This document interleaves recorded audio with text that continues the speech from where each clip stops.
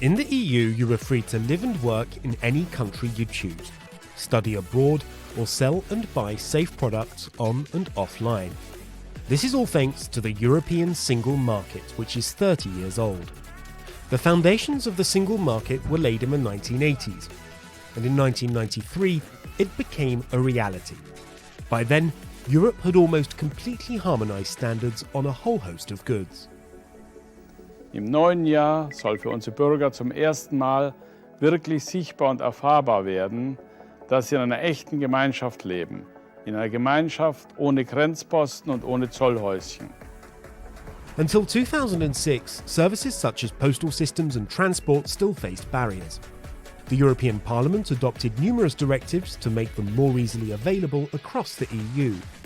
But the 2008 economic and financial crisis put the achievements of the single market at risk.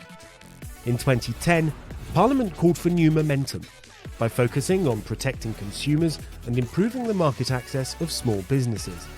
The single market project is a project for everyone, for citizens, for consumers, for small enterprise, for large enterprise as well. Now what we need to do is to really make it speak to those people. 2012 saw further moves to develop the single market.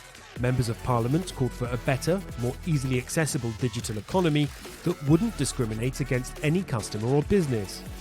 Part of that was abolishing roaming charges within the EU from June 2017.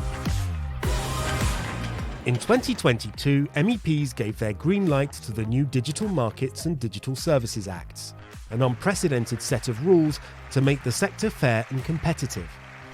For a business user, the competition will work better. For the consumer who buy goods, they can feel more safe when they're buying goods.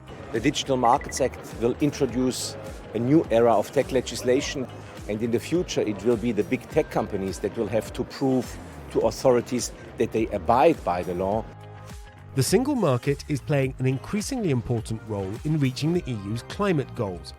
In 2022, MEPs backed a common charger for small electronic devices and are pushing for a right to repair goods, moves that will increase products' lifespans and reduce e-waste.